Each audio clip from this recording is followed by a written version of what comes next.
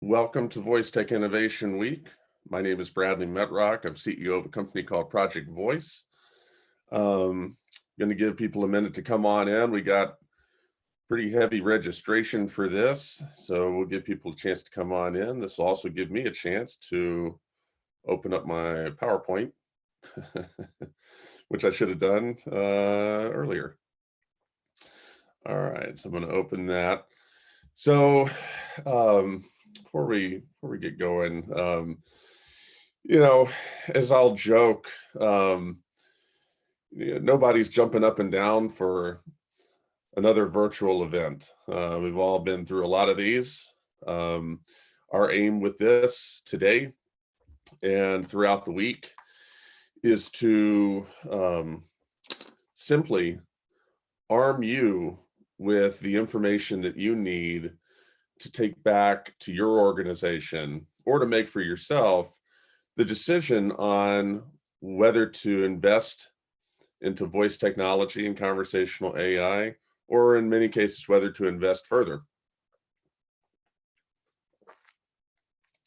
We're going to start from the beginning with an introductory talk here that I'll give. Also today, we're going to talk about some companies that can help you create a first Alexa skill or Google action that can help you better assess what opportunity there is. We'll talk about a couple of companies that can help you integrate conversational AI into your website or your mobile application. That's a really hot area. And then that'll be that for today. And then we'll resume tomorrow, which will be the heaviest day of the week. And the idea with all the companies that you're going to see is that we interact with a tremendous amount of companies in this space on a daily basis. We have a large network in this space, and if we can use that to help you and to curate a group of companies that will help you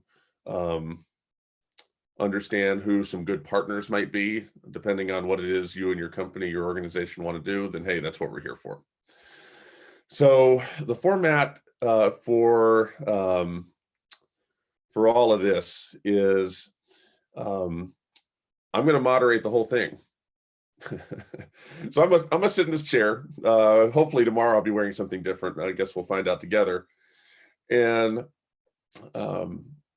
we will go through the program. Each company has been told that they have 10 minutes to present. So they'll have a 10-minute presentation. But you'll notice in the program that more time is allotted for some of those folks. And the idea is to be able to take live Q&A as we go along if people have it. And I personally will be looking for live Q&A as well. So if you have questions for me, try not to put them in the chat. If you do type something in the chat, be mindful. If it says only all panelists, I'm the only person who's going to see it. If it says all panelists and attendees, then everybody will see it. And so be mindful of that. If you have a question, I'd ask you to put it in the Q&A of the Zoom. That just makes it easier for me to see. What you're about to see from me is fairly free form. There's one major point I want to get across, so I'm going to keep an eye on the questions. And if I decide to stop the presentation and answer the question, then that's what I'll do. We're here in, what day is it? February 2nd, 2021. We've done 1 million virtual events at this point. We've all been at home longer than we wanted to be at home ever. So we're going to be casual. We're going to be a little laid back about this, but we're going to get the point across, and we're going to learn something here that'll help you. And so with that, we're going to get off and running. Now, I'm going to present a talk for basically the next 30 to 40 minutes that will serve as an introduction to voice technology and conversational AI for you. After that, we'll take some questions, and then we'll get into it with the rest of the program. If we end early, we end early, but under no circumstances will we go longer than 2 hours and 55 minutes from now. And you'll see that from us every day. We will keep you on time. Um, so in putting this presentation together and thinking about what an ideal way to kick off a week like this would be, I wanted to just sort of answer some basic questions for companies that are um, looking at voice technology and conversational AI. Though, by the way, I use those two terms interchangeably. Voice technology and conversational AI. To me, I could say either one of them, and I cover 100% of the same Venn diagram. Not everybody views it that way, but that's how I will use those terms. So when you're looking at voice, if you go back 3 or 4 years ago to 2017, that's really when Alexa took off. Alexa sort of surged onto the scene late 2016. You get some arguments about that, but there's no argument about 2017. Alexa exploded. You saw Echo devices start to show up on people's kitchen counters. You saw Alexa enter the public vernacular in a major way. You saw Alexa getting discussed ad nauseum by the tech press. You saw a lot. So as we went into 2018, 2019, Google Assistant caught up, started to catch up. They started spending a bunch of money to catch up. They spent tremendous amounts of money at CES. One year they built a roller coaster. I didn't get to ride that roller coaster, by the way. I'm still bitter about that.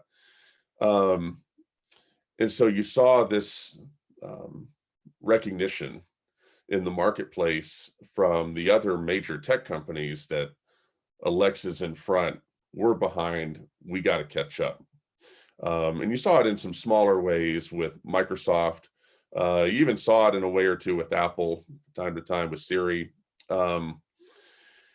So you get into 2019 and Google's catching up, and Alexa's still on fire, but Google's catching up. And then you get into 2020 and the world slams to a halt. And now we're here in 2021 wondering what's next. And the big takeaway here, and I'm going to dive into the slides in a minute, but the big takeaway from this presentation and a theme of this entire Voice Tech Innovation Week is that really, if you look at the last 5 years, for the first time, it doesn't matter as much what the major ecosystems are doing, because as a result of activities that came over the last 3 or 4 weeks, which built on a lot of resentment over the last couple of years, the mood toward big technology is different. And it's showing up already with decisions on how to approach voice and conversational AI. If we were in 2017 and 2018, you're watching this presentation here, there would be no question. The first thing you need to do as an organization is wrap your head around Alexa and figure out how Alexa will, what you want to do with Alexa, and start with Amazon's ecosystem first. Then maybe you go to Google. Then maybe you do, Samsung, when Samsung was on the scene, maybe you'd port your experience over there. And then only after you've done all that, you would think about an independent voice capability of some sort. And now it's entirely reversed. And the best way I can illustrate that to you is to show you and to start this presentation with the slides that I spoke from for the last couple of years, because it's going to illustrate the point pretty well. Plus it'll introduce me and kick this thing off. So I'm going to load the slides here. Let me go to share. Where's share screen? There it is right there. And I'm going to share this presentation. You would think I would know how to do this by now. Okay, So now you can see this. Let me put this in full screen mode. Where is that? There it is. Okay. All right. So we're going to go through these slides and cover a bit of ground here, and then we'll come out of it, take some Q&A, and that'll be that. Hopefully this will get my point across. So you are in Voice Tech Innovation Week presented by Project Voice. So what is Project Voice? Project Voice is two different things, actually. So not to confuse you right out of the gate, Project Voice is the name of our company, which we do a number of things, which I'm going to dive into. And Project Voice is also the name of our main event, our capstone event, which is the #1 event in the space for voice technology and AI. Project Voice typically used to take place in January. Now it's in April. We'll talk more about that. I run a podcast called This Week in Voice. This guy right here is my biggest guest that I've had so far. If you're interested in voice, go subscribe to This Week in Voice. You'll find it interesting. I wrote this for Harvard Business Review. Your company needs a strategy for voice technology. You can Google that if you're interested. This Week in Voice VIP. So this is a major resource if you are interested at all in this space. And this is a Substack newsletter, which for the moment I write in its entirety.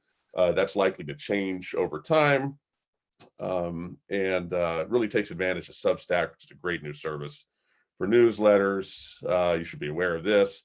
Okay, so the three things that Project Voice does, I'm going to cover all this super quick. Project Voice Advisory Group, we work with mid-sized to large companies, Fortune 1000, to guide them on how to integrate voice and conversational AI, technical roadmaps, RFPs, things of that nature. Project Voice Catalyst, this is our program where we work with companies born native to voice and AI that do something specific to the space, where we work with them to get them new customers, get them new partners, get them, in some cases, new venture capital relationships. And this has been a very popular program as well. And then Project Voice Media Group, everything I covered, the podcast, the events, everything else on the content side falls within Project Voice Media Group for us. Here's the event. So Project Voice is in 3 parts. I'm doing a coast-to-coast tour right now, where I'm visiting a lot of cities and meeting with people outside at outdoor restaurants. That's the first part. That leads up to Project Voice in person in Chattanooga. That will be very limited and very different, as you can imagine. Not everyone's going to be able to attend that. And then Project Voice Worldwide, everyone can attend, which is the virtual event, April 15th and 16th, I believe. So I always start my presentations with this slide. So I want to talk about the phrase voice first and why voice technology matters. So when we're born, even when we're in the womb, all we have is our mother's voice. It's part of who we are as human beings. And then as we grow, we develop an inner voice that will guide us for the rest of our life. And as a result of that, it always stood to reason that voice technology would be the ultimate endpoint in many ways of technology. That technology would evolve and arc toward being voice driven. We're not born with a QWERTY keyboard, attached to our hands or something like that. We're born with voice.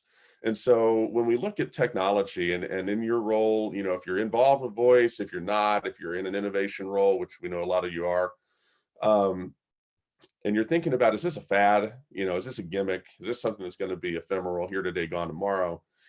You really need to reflect on the fact that voice is part of who we are as human beings. And my belief, and the belief of many others, is that makes it difficult for all of this to be some sort of fad.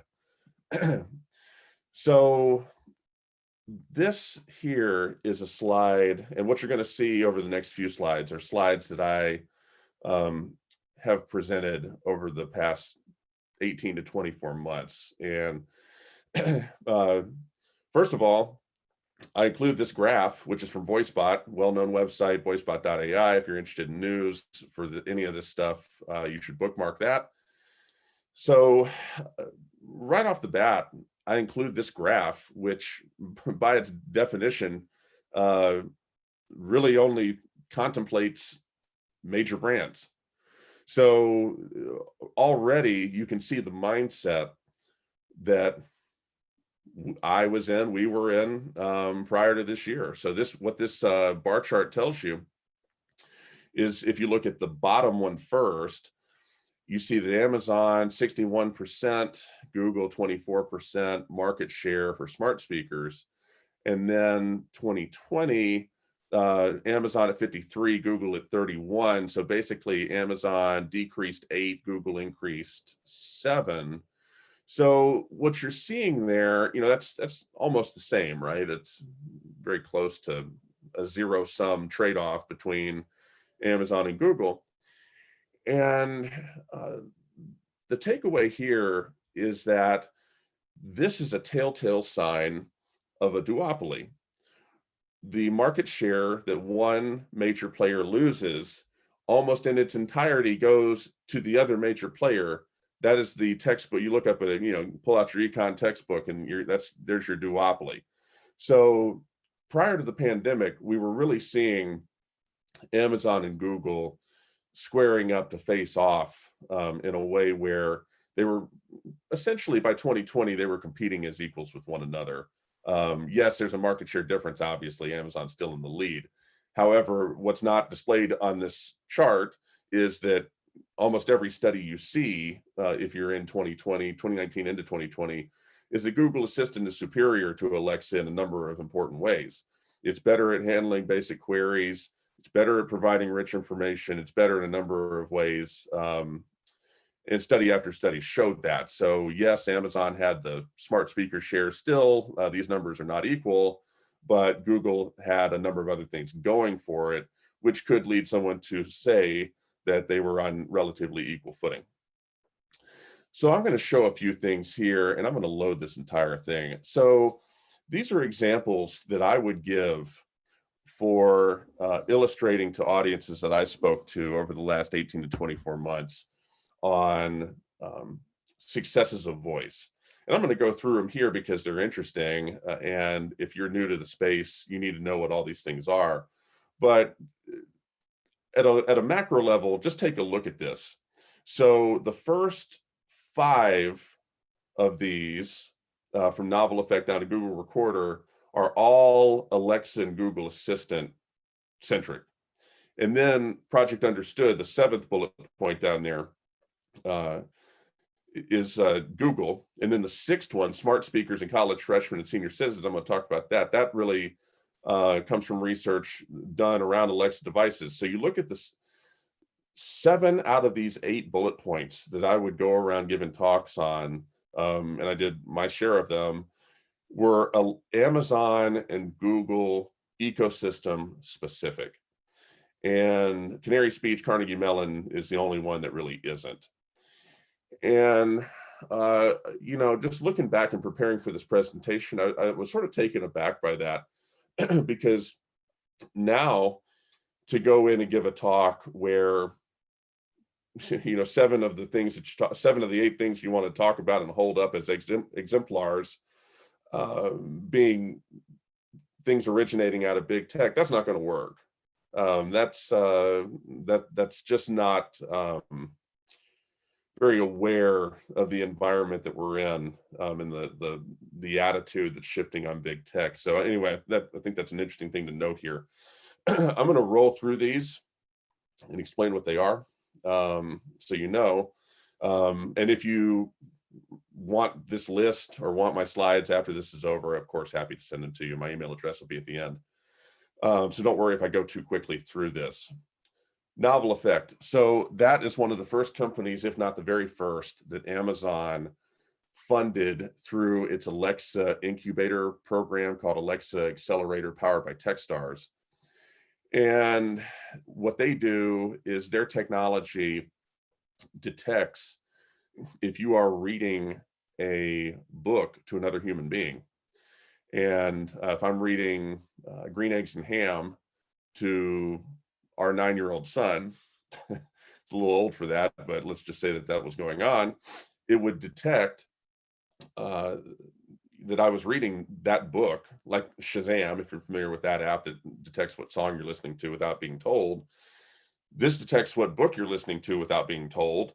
And then it will sync up this soundscape that it has for a wide variety of children's literature and marry that soundscape up to the precise spot in the book where you are. So, that sounds like a gimmick. And at first it was, and with many things with voice technology and conversational AI, that's a common insult, is that this is a gimmick until, the things that survive being called a gimmick survive. And then all of a sudden it's essential. So what Novel Effect discovered is that when you do this, when you have this soundscape, this audio, these sound effects and some light music that go along with where you are in a book and a human being is reading it to you out loud, reading comprehension and retention of subject matter explode. And this also happens with adults too, but with children, it's a little bit more profound. And this company is really onto something. And they went on Shark Tank, got an offer for, I think, over 7 figures for sure, and rejected it and went on to raise a bunch more money from the private venture capital market. And really a nice story and an interesting story. If you are new to this space, it is worth learning about them. The Stephen King Library. So out of the publishing realm, this is an Alexa skill. And they might have brought this to Google, I'm not sure, but it mainly is on Alexa, where I think Stephen King's written something north of 50 books. You load this up, you say, Alexa, play Stephen King Library, and it's going to ask you what the most recent Stephen King book you read is, and then it's going to ask you a bunch of other questions. And from that information, it will then tell you, boom, boom, boom, 1, 2, 3, here's the next Stephen King books that you should consider purchasing and reading, or borrowing from the library or whatever. And this was not only a boon for Simon & Schuster in their promotion of Stephen King books, because it got a lot of press, but it also importantly is a glimpse into the future where, if you think about how do we learn about new books now, some people, it's word of mouth, it's social media. A friend has to tell you about it. For other people, it might be something you stumble upon when you're Googling. For other people, it might be Amazon's recommendation engine, people who bought this, bought that. I'm sure there's other ways too I'm leaving out, but moving into the future where we have these voice assistants that possess our context, they possess our search history, and they possess our purchase history. And then they even possess media consumption. You listen to this podcast the other day, and this author was on there talking about his or her new book, and do you want to buy it? Because you're going on a vacation in a couple of weeks, because we can see your calendar, by the way. That's a big part of the future in terms of discoverability. It's not, hey, I'm going to go to some browser with a big box in the middle of it, type in something and see what happens. The world's going to get more proactive in approaching us, and Stephen King Library is a good glimpse into that future. Alexa, what am I holding? So importantly, with big tech, I think one of the things that Amazon and Google specifically have done really well is they have embraced accessibility to a larger extent than they probably had to. And that really endeared themselves to the market, and it's what got them this far. Alexa, what am I holding? So if you have an Echo Show, which is one of those devices with Alexa that's got the big screen, and most people put them in the kitchen, and they've got a front-facing camera. People use them for calls, and people ask them recipes. Those are some major use cases. If you go to one of those devices, Alexa devices with a screen, and you say, Alexa, what am I holding? And you hold up a canned good, or you hold up something with a barcode, you hold up a 20-ounce bottle or something. Um, if it has a barcode, it's going to scan it and it's going to tell you what you're holding. If it doesn't have a barcode, it's going to scan it, visually with the camera, and it's going to attempt to use machine learning to tell you what you're holding. It's not going to know the brand in all likelihood, but it's going to try to tell you what you're holding. This is an absolute game changer for people who are blind or low vision, particularly seniors. We've seen a lot of good use out of this for them. It alone is a good reason to buy an Echo Show device. And it's just a really profound use case. I think Amazon really did something nice when however they came up with doing that. They did it because a lot of people have gotten good use out of it. It is definitely something that anyone coming into the space or learning about the space needs to know about. Alexa Guard. So voice and conversational AI is going to radically change how insurance works. And that's every type of insurance. But in this particular case with Alexa Guard, we're talking about home insurance. What this does, and again, this is sort of a light LITE version of where we're going, but it's a good glimpse. So Alexa Guard is a feature with Alexa where you can essentially tell Alexa that you're going away, you're going to be away from your house, your condo, your apartment, whatever. And if it hears noise that it's not accustomed to hearing, such as glass breaking, such as a door getting jimmied open or something, it will start making noise. And it will, and it can also call 911 as well, or call you, whatever you want it to do. And it's a front line of defense. And it's really interesting that way. There's a lot of interesting concepts here. First of all, that it can sit there and listen to the environment for things that are not the wake word. So that's an entirely separate conversation that often gets spun negatively. And I think ultimately that's the way most people will view that, as, people are wary of these devices listening. But it's important to note that when you do allow them to listen, they can often do some valuable things. And this is one of them. And, what we're going to see out of the insurance sector specifically is, if you've got listening devices, if you've got devices that are capable of monitoring the environment, whether it's an office environment, a home environment, whatever, against a baseline level of audio and various baseline metrics of what usually goes on in that space, and you put those in, your premiums are going to go down, your risk profile goes down from having those there, and that's going to be a major component of insurance moving forward. Google Recorder. So this is a technology that Google came up with that basically takes notes. It's pretty simple. It takes verbal notes and can transcribe information on the fly. The reason I include Google Recorder is it illustrates a critical point, which is that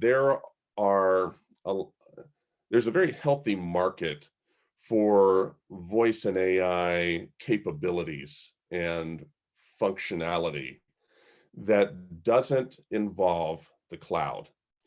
So for many people who live rurally across the United States, many people who are poor, many people who for one reason or another don't have access to the internet or consistent internet or fast internet, the notion of providing voice and AI technology and capabilities that do not rely on the cloud, that can be used offline. And if they need to rendezvous with the cloud later, they can. If they don't, then they just don't at all. The notion that that's important, I think, is going to grow quite a bit. And I almost view it as an accessibility concept. It's just like people who have some sort of physical challenge. There's people who have financial challenges or access challenges, and voice and AI doesn't need to leave those people behind. And to its credit, in many ways, so far, it hasn't. We'll talk about what the future holds, but I think that's one of the silver linings of what's happened so far is that Amazon and Google have done some interesting things to help people um, who need it. And this is an example of that. Smart speakers and college freshmen, senior citizens. So it was discovered early on. This was definitely a 2016, 17, 18 thing where we learned something really important for this space. So we live in this so-called information age, and we like to think that we're in some sort of enlightened era. The problem is that we're all living depressed, isolated, and lonely lives. And this is pre-pandemic. I'm not even talking about COVID here, where the problem got much, much, much worse. We're living lonely and isolated lives anyway, and technology is a major culprit. We're in front of screens all the time. We're not talking face to face with people. We're not even calling people up on the phone. We're just sort of living to ourselves, and it's unfortunate. And amidst that environment, there are two types of people who get lonely, isolated, depressed more than everybody else. You're looking at them: college freshmen and senior citizens. So these are the two peaks on the graph. And in multiple studies, we have discovered that when you put a smart speaker into the environment, whether it's in the specific room, putting it in the room is better, but the room belonging to a freshman or room belonging to a senior citizen, that's best. But even if you put it into the general environment, that's still good. Positive things start to happen. So for college freshmen who obviously are new to an environment, access to family is lower than it's ever been probably for their whole life, or people who care about them, they're on their own. Smart speaker in the room, you attend class more, you do homework more, you make better grades. You are more participatory in your community and less isolated in how you conduct yourself. And importantly, you kill yourself less. So suicide goes way down in this situation. Senior citizens, we see almost the exact same thing. And this is whether they're aging in place or living in a senior living facility of some sort. Better outlook on life, sunnier disposition, greater adherence to drug regimen, more participatory with friends and family, and ultimately better health outcomes from the simple act of having an Echo Dot in the room, Google Mini, whatever, choose whichever one you want to use. Really profound. And really, really important for you to know, no matter what it is that you're doing in this space or yearn to do or aspire to do. Speech pathology and Project Understood. So I'm going to show a video from Project Understood to conclude this little segment in just a minute. But basically, another key revelation that we have had in this space is that smart speakers and the presence of voice assistants helps people learn how to speak within bands. So basically, if you've got, obviously there's limits to this, right? I mean, if you've got the most significant of speech challenges where maybe it's related to some like a physical challenge that you have, then there's going to be limits to this. But if you've got some sort of speech, like some sort of speech challenge. I don't know what the right word is to use, but if you're pronouncing words one way and they need to be pronounced another way. I experienced this as a child. I had to go to speech therapy myself for multiple years. Um, the presence of a smart speaker accelerates your exit from having a speech problem of some sort in exponential fashion. And if you think about it, it makes a lot of sense. So, if you're pronouncing, if you need to work on your speech and learn how to pronounce something a certain way that doesn't come natural to you, if you're speaking to Alexa or Google Assistant, they don't care. They don't care that you tried. They don't care at all. They don't care that you are getting better. You say something to Alexa and it says, I don't understand. You say it the next time to Alexa, a little bit better, I don't understand. You do it over and over and over and over and over again. Eventually you get to the point where it does understand. And along the way, you don't have a human being or human beings judging you. You don't have the stigma of having to march through that process in front of a human being. Some really interesting psychological stuff going on there. But it's important to note that this is something that we've seen, and it's pretty interesting. And Project Understood is sort of the culmination of that, which Project Understood is the joint venture between the Canadian Down Syndrome Society and Google. And the idea there is that whereas Alexa and Google Assistant understand basically 39 out of 40 words coming out of the normal human being's mouth, the same voice assistants understand about somewhere between 15 to 20 words coming out of the mouth of somebody with Down syndrome. And this is dehumanizing. This is insulting to them. It's challenging in a lot of ways. And the video that you're going to see in just a minute will address, shed more light on what that is. It's really, really a cool project that Google has done. The last thing on our hit list here, and then I'll show the video and show a couple more things and take a couple of questions. Canary Speech, Carnegie Mellon University. So this is the only one on the list that is not directly related to, or really related at all to Alexa and Google Assistant or any other big tech company. So Canary Speech is a company in the healthcare space where their technology listens to you, but it's not listening for the words that you're speaking, your diction, your vocabulary, none of that.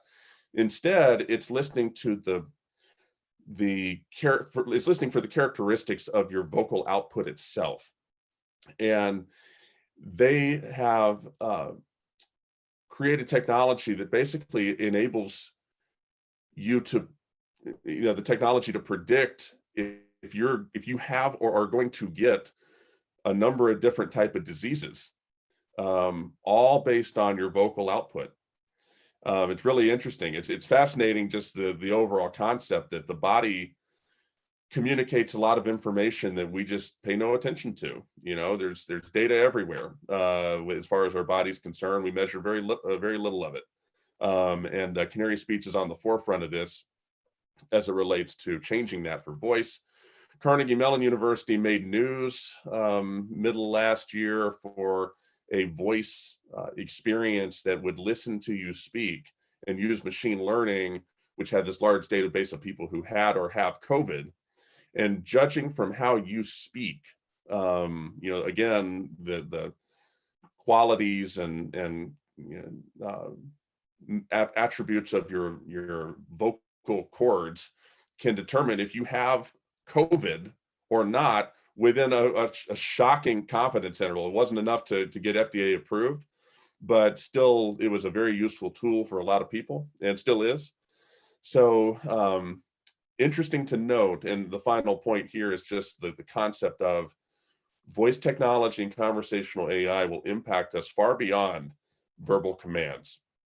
It's going to be able to listen to our emotions. It's going to be able to listen to just our voice and hear things and recognize things long before we know there's a problem, and that's pretty exciting. So I'm going to play this video. This is Project Understood. Again, this is the joint venture between Google and the Canadian Down Syndrome Society. I think this pretty much speaks for itself. I'm going to play it.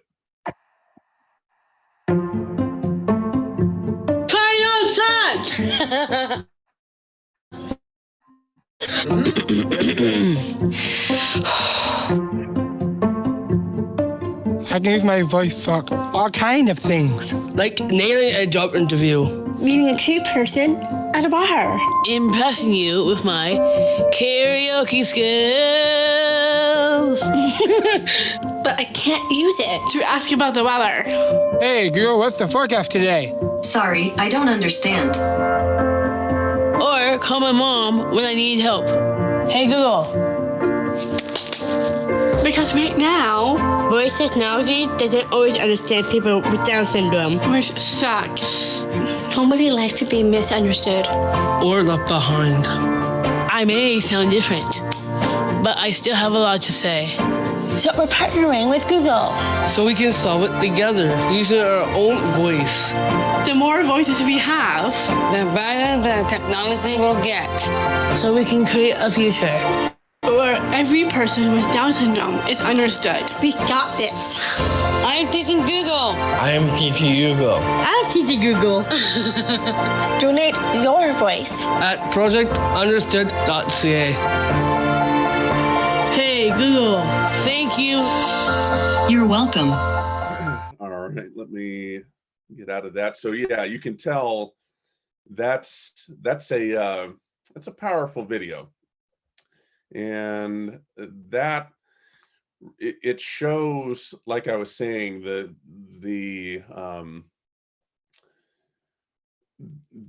impetus that Amazon and Google have had in pursuing some accessibility use cases.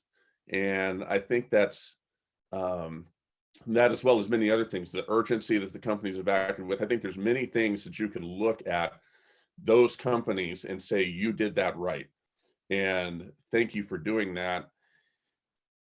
But even so, the environment that we're entering now is a different one. And let me make sure that this is, I don't think this is showing, play from current slide. Okay. So, you know, if you, we're going to talk about big tech for a second, and I'll wrap this up and take questions. But it's important to note that when you think about voice, back in 2017 and 2018, when Amazon was blazing the trail, coming out with tons of new features, coming out with tons of new devices, you're hearing about Alexa this, Alexa that. You had a sizable audience, pretty much on the progressive left, you know, some moderates, but it was basically a left position, that these are surveillance devices. These are, you know, this is just Amazon manipulating us, spying on us, you know, taking this 1984-ish position in the home with these listening devices. You heard it all the time. And it was mainly a position on the left. You really didn't see the right talking about that. So that went on for years.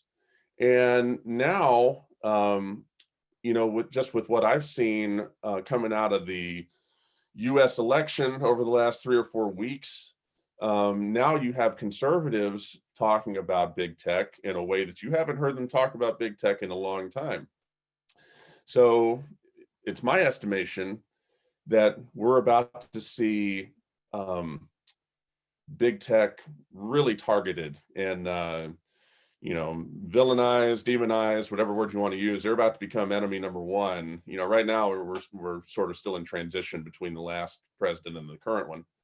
But when that ends, I think that you're about to see a different kind of conversation on big tech, and this is a good example. So what you're looking at here is a headline from TechCrunch. Note the date, December 10th, 2020. So survey, Americans think big tech isn't so bad after all. This is amidst a political battle. We had other things going on. Big tech, can't deal with you right now. Fast forward to January 15th, 2021. Big tech has helped trash America. Okay, so just to show you, Americans think big tech isn't so bad after all. Big tech has helped trash America. This is 30 days difference, right? So this shows you that as we're my thesis on this anyway is that as we're coming out of the prospect of there being some sort of calamitous non-transition of power, now we're looking ahead to what enemies are in our target next. And I think this really answers the question where that's going to go. So just in summary, I think the major point here is no matter what it is you're doing, what you aspire to do, what brought you to Voice Tech Innovation Week, for the foreseeable future, independent voice and AI capabilities are going to have precedence over the major ecosystems for many companies. It's easier to defend in the boardroom. If you go in there and you say, hey, we did this thing for Alexa, and then you're going to get asked, what about our data? The data that's getting shared becomes front and center of that conversation. And that's getting to be a harder conversation.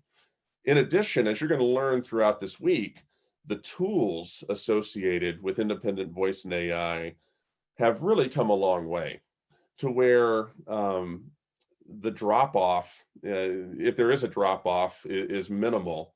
And in fact, independent voice and AI does several things better as it relates to specific verticals, as it relates to specific use cases than Amazon and Google do.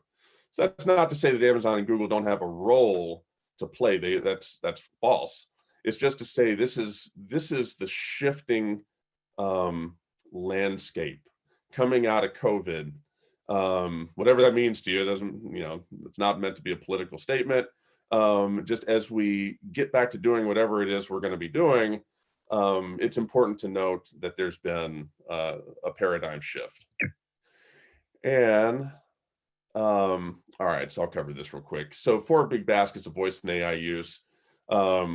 Contact centers. If you have a contact center or customer service operation, odds are you're already using voice and AI already. The idea here is to decrease number of humans taking calls, decrease the amount of time they're on calls, and really make the time that one human is speaking to another maximized. And so there's a number of conversational AI tools that basically will allow your system, your contact center, to determine what somebody's calling about, what their sentiment is, sort of using probabilistic analysis, get you to the right place even before, a human being has to assess that. A lot of return on investment is being found in number 1. Number 2, legacy software. We're going to talk about this before this day is over today. There's 200 million websites, I think I saw as the number, and somewhere between 5 and 10 million mobile apps that exist. If my numbers are right, I think they're right. I think that's what I saw. And so there's a lot of legacy software out there, and we're learning that the integration of voice capabilities into websites, almost no matter what they do, mobile apps, almost no matter what they do, is helpful. It's beneficial. It's viewed in a positive way by the customer and the user, and it reinvigorates the whole experience. There's 2 examples that I point to. First of all, YouTube just recently, in the last 30 to 45 days, added voice to that website. So if you go on YouTube and you look at the top, you see the little microphone. It's subtle, but makes a big difference. And it's a nice way to use YouTube, especially if you're on certain sort of hardware using it, a flat screen TV or whatever. Websites, same, that's a good example of a website. A mobile app example that I often use is Spotify. Spotify has really good conversational AI integration, to where if you speak to the app, you can not only speak and it will shock you with how good it is at helping you source the playlist or the music you wanted to find, and also in the way that you can manipulate the music itself. You say fast forward, or you say next song. These are things that maybe don't work in other things, but they work for Spotify. So YouTube and Spotify are two examples I use there. But this is a big movement now to look at legacy software you have and determine how voice and AI can help you. Marketing and branding. So this is really a major touch point for still the mainstream ecosystems. If somebody goes to Google Assistant, if somebody goes to Siri, someone goes to Alexa and they say, Alexa, what is the name of, insert the name of your company. What are they going to find? If somebody asks one of the major ecosystems about your company, what are they going to find? First of all, you need to know that answer. But the second thing is that concern drives a lot of the efforts to have a conversational type of experience within those mainstream ecosystems, so that there is something there waiting for them. And it's helpful as well just to learn. You don't have to share all your data with them and put everything there, but it's helpful to learn those ecosystems and at least have some presence there. For internal operations, so this is the frontier. So this is stuff like being able to manipulate an Excel spreadsheet, a complicated Excel spreadsheet through voice. There's companies doing that. This is being able to interact with email in a relevant and non-gimmicky way through voice. Anything that you do now with your computer, that's a heavier sort of lift, moving that over into the voice realm. There's a lot of benefits there, and we're seeing initial steps in that direction. So I'm going to leave my email address up here. It's my Twitter handle. Follow that at your own peril. My email address, bradley@scorepublishing.us. Happy to hear from you. Welcome hearing from you. Would love to hear from you.